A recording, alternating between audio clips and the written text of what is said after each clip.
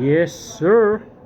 Dahil hindi pumabor sa atin yung pagkakataon sa laro namin kahapon sa IF BV Body Evolution, kaya pagdating ng alas 12 umuwi na ako kasi inaantok ako ron sa loob. Napakalamig kasi ng loob ng venue, kaya ang ginawa ko, umuwi na lang ako, umidlip ako ng mga siguro isang oras.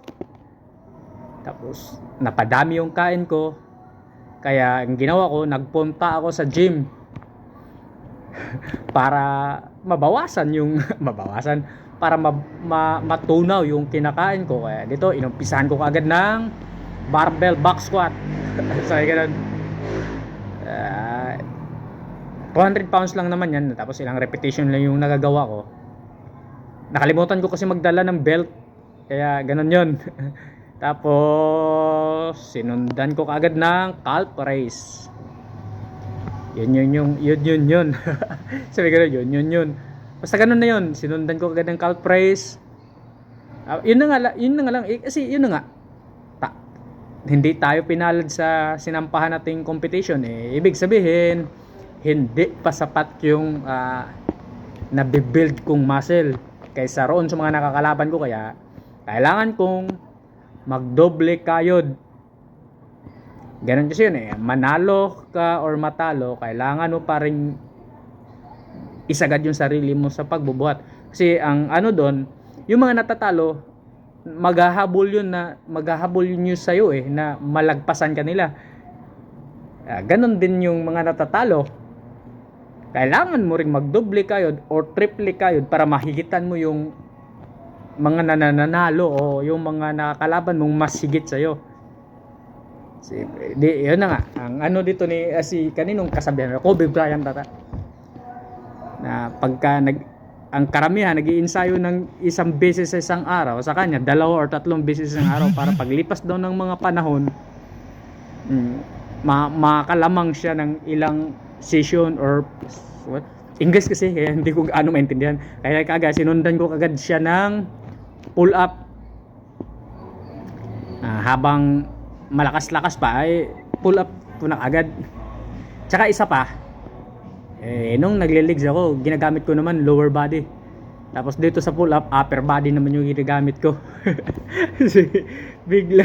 biglang wala. Basta ang parang ko rin, shoulder lang talaga yung hindi ko wino-workout kahapon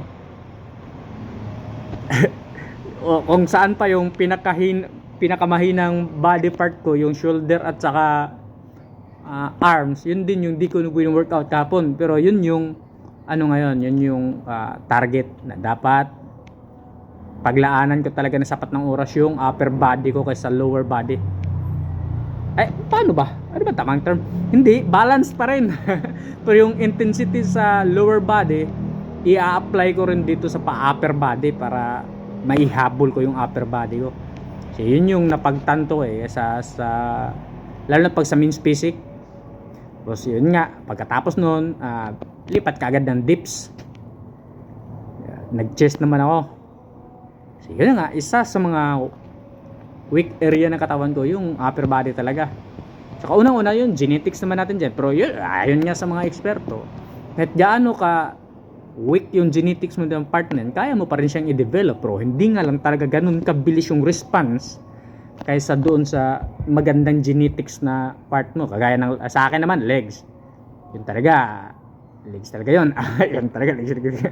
Tsaka dyan din talaga ako malakas na malakas. Baga, ang kaiba ay hindi naman din totaling sobrang lakas, kasi yung nabubuhat ko kaya naman buhatin ng iba. Hindi ko naman mahigitan yung iba ding nagbubuhat para sa legs. Pero ang kasi dun, yung recovery ko, pag nagli-legs ako, buntong hininga, inom tubig, recover na yung katawan ko. Samantalang pag sa ibang body part, sa arms, sa mga shoulder isolation, pagkatapos ng set, dami kong mararamdaman, antok, uhaw, gutom, basta lahat na. Kaya kadalasan umuwi ako na wala sa oras.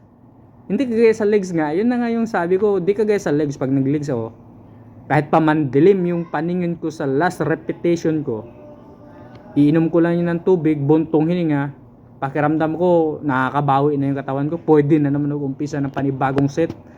Ganun ako